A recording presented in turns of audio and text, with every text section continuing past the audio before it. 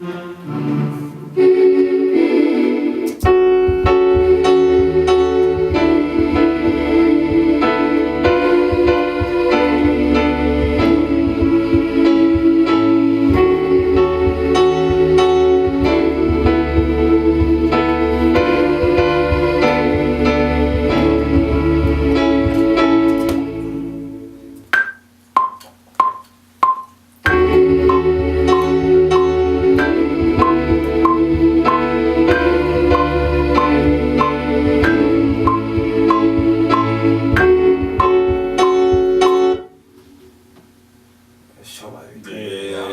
can hear it now, man.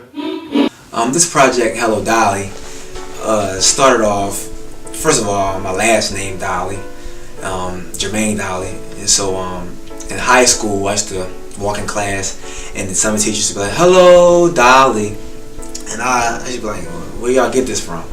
And so what they would do was they told me it was a play. So I did my research on it. I said, "Oh, alright, this play, alright."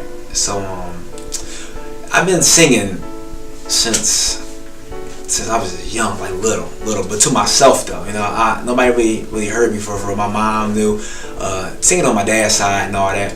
So growing up in church just singing, that's about it. I never really branched off and did anything all crazy until got to high school. In high school I did talent shows and plays, and I was Danny Zuko in Greece at my school and all that. So after that, I went to college, and college I wanted to be an engineer.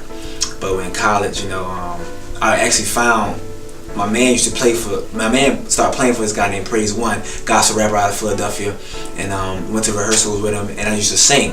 In the back, he asked me to sing with him. So for singing with Praise used to open up for Ty. So I met Ty Tribbett. So when I met Ty Tribbett, whatever, he asked me to do a gig with him. And first gig was Celebration of Gospel, so we did that. So also while I was singing with Ty, I was also got a pleasure to meet my good friend now, Aaron Camper. And Aaron Camper, he branched off and did his own mixtape as well. And so when I see the buzz he got, I thought to myself, well, I want to be a producer. I want to set myself as a writer, so let me see if I can branch off and do my own thing, see if I can write. So that's where Hello Dolly came. That's where Hello Dolly come into place right here.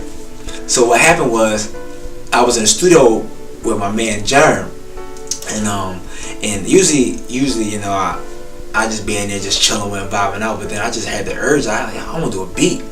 So I'm sitting down. So I told him, "Excuse me, Jerm, let me get right there." So I got in front of the keyboard, and I just started playing the keys. Just started playing keys. I had something in my head. So I started playing. Then they laid the beat down, then we laid the strings down and all that.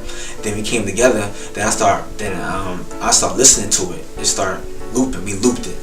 I'm just sitting there and I got a melody in my head, and I mean I'm just na na na na na. So I'm just there like I'm vibing out. So then I said from there, "Hey, let's get in the booth and let's write this song. Let's lay this song down."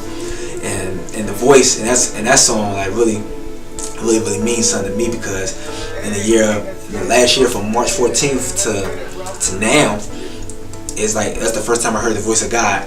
You know, I was on a plane, and it was like a 6-hour. We were going to LA, and then it's this little girl just kept hitting me. She just kept hitting me. Whatever the case may be, like, and I'm trying to go to sleep. So then while she kept hitting me, like the voice, something in my head is telling me, like, yo, read Acts 4, not Acts 4, read John 4. So I'm like, what? Nah, you can't. That's me talking. Cause one time, before that, in the Bible study, Ty, he told us, I asked him, I was like, yo, how do you know that's the voice of God talking to you?